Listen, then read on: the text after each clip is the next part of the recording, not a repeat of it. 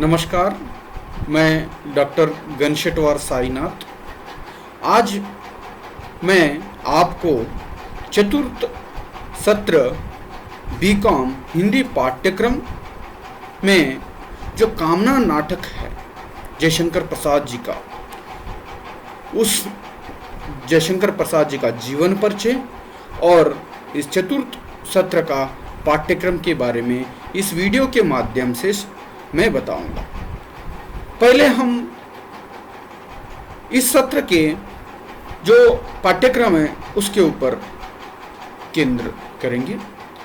इसमें जो कामना नाटक जयशंकर प्रसाद जी का, और इसके बाद व्याकरण, जो इसमें व्याकरण में समास और अलंकार है।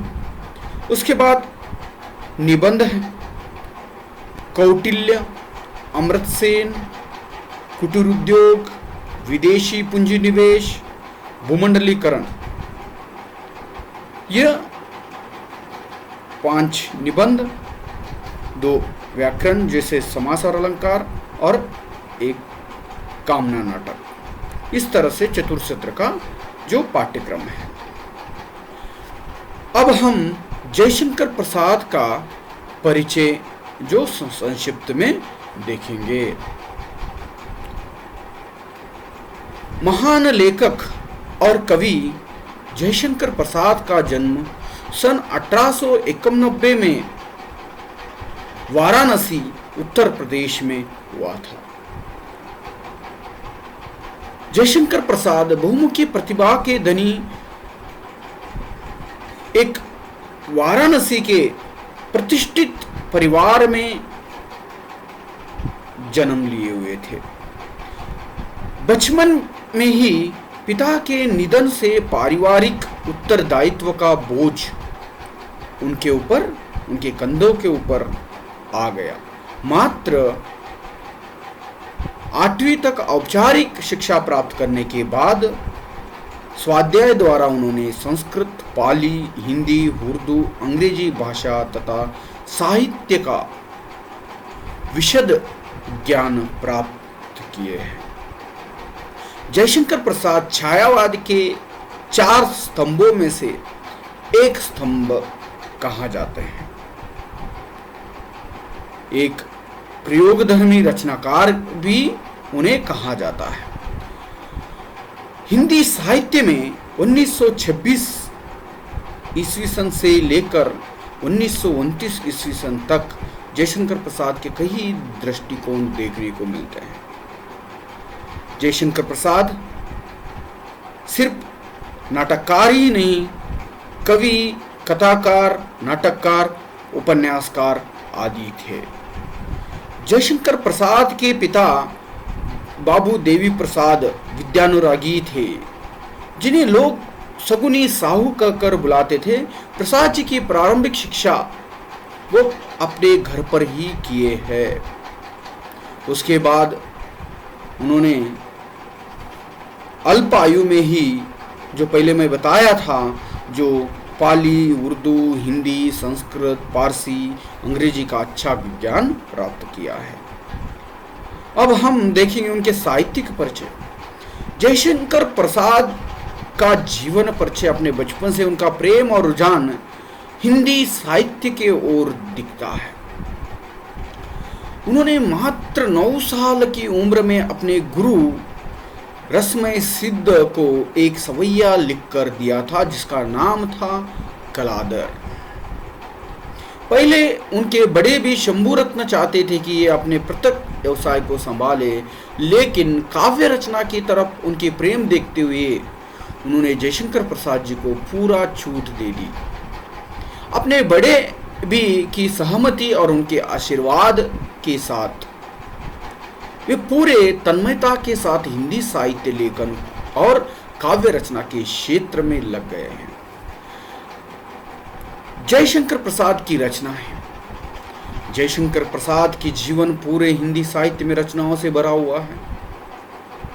उनकी रचनाएं भारत के गौरवमय इतिहास और संस्कृति के अनुप्राणित। कामायनी उनका सर्वाधिक लोकप्रिय महाकाव्य है, जिसमें आनंदवाद की नई संकल्पना समरसता का संदेश निहित है।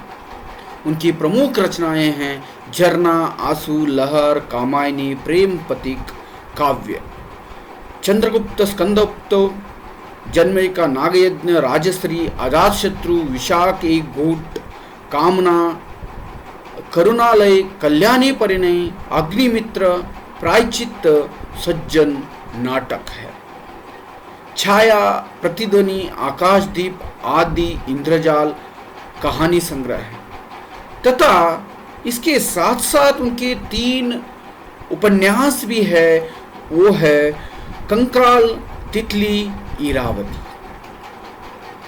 और उनके बहुत सारे कहानियां भी हैं और उन्होंने अपने जीवन में बहुत सारे कविताएं, कहानियां लिखी है।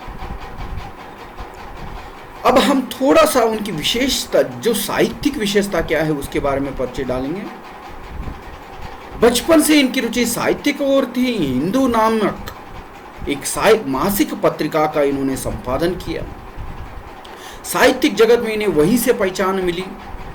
प्रेम, समर्पण, कर्तव्य एवं बलिदान की भावना से ओतप्रोत उनकी कहानियों पाठकों को अभिभूत कर देती है।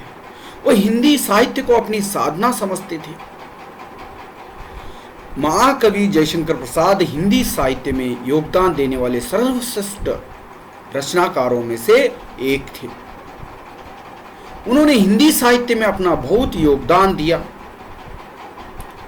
अब हम उनके प्रसाद ने 8 ऐतिहासिक नाटक, 3 पौराणिक और 2 भावात्मक, कुल 13 नाटकों की सृजना की।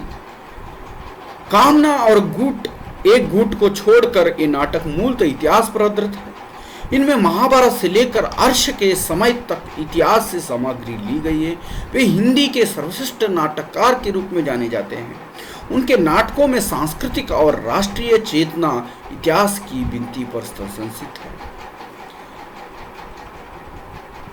अब उनकी भाषा शैली, हमारे देश के सबसे बड़े कवियों में से एक जयशंकर प्रसाद जी ने अपने काव्य लेखन की शुरुआत ब्रज भाषा में की थी, लेकिन धीरे धीरे वे कड़ी बोली के तरफ भी आते गए। उनको ये भाषा शैली पसंद आती गई। इनकी रचनाओं में मुख्य रूप से भावनात्मक, विचारात्मक, इतिवृत्तात्मक और चित्रात्मक भाषा शैली का प्रयोग देखने को मिलता है। इनकी भाषा अत्यंत मीठी और सरल भाषा में थी, जिनको कोई भी आसानी से पढ़ और समझ सकते हैं। तो इस तरह से जयशंकर प्रसाद जी का संक्षिप्त परिचय मैं इस वीडियो के माध्यम से दिया हूँ। धन्यवाद।